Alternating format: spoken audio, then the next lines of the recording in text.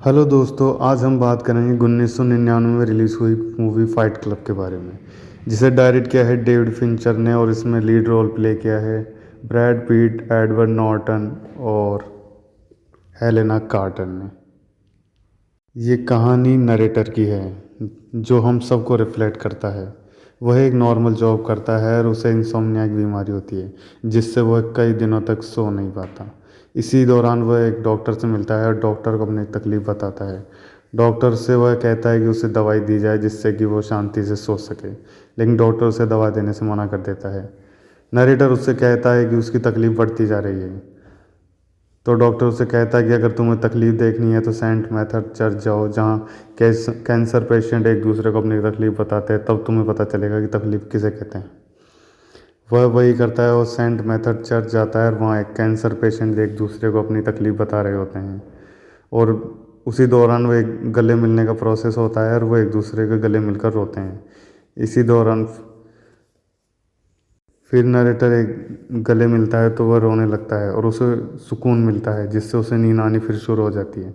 इसी तरह वह कई चर्च जाना शुरू कर देता है और वहाँ कैंसर पेशेंट से मिलता है और गले लगकर सुकून महसूस करता है और उसका इंसोम्निया दूर हो जाता है। फिर उसकी अचानक से एक लड़की आती है और वो चर्च वाले ग्रुप को ज्वाइन कर लेती है। इससे नरेटर का दिमाग थोड़ा सा ख़राब हो जाता है क्योंकि वह उस कैंसर पेशेंट नहीं होती है, वो सिर्फ टाइम पास के लिए वहाँ आती है। यह देखकर उसकी नींद फिर उड़ जाती है और उसका इंसोम्निया फिर वापस आ जाता है।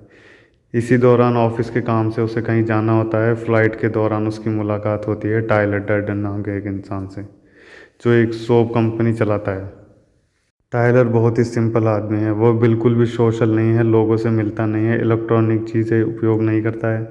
एक दूसरे से मुलाकात होने के बाद फिर वह नरेटर अपने घर आता है, देखता है कि एक ब्लास्ट के दौरान उसका पूरा घर तहस नहस हो गया है और उसे रहने के लिए जगह चाहिए होती है। तो वह टायलर को फ़ोन करता है।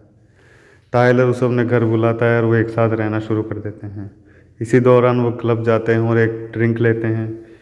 इसी दौरान टायलर नरेटर को कहता है कि वह उसे एक ज़ोरदार पंच मारे। नरेटर कहता है कि मैं ऐसा क्यों करूं?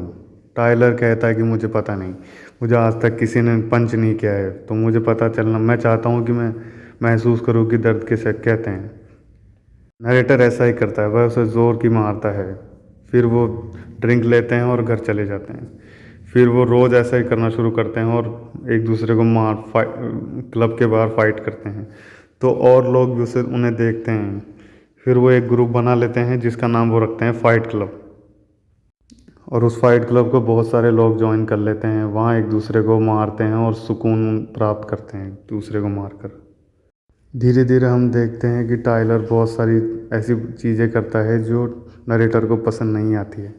इसी दौरान एक उनके ग्रुप का एक आदमी भी मारा जाता है। तो नरेटर उस टाइलर से कहता है कि तुम्हें सब बंद करना होगा, लेकिन टाइलर उसकी एक नहीं सुनता।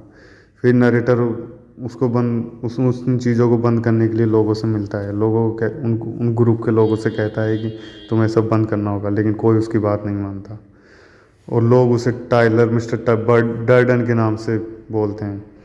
तो नरेटर सोचता है कि ऐसा लोग क्यों कर रहे हैं, मुझे लोग मिस्टर डर्डन क्यों बुला रहे हैं।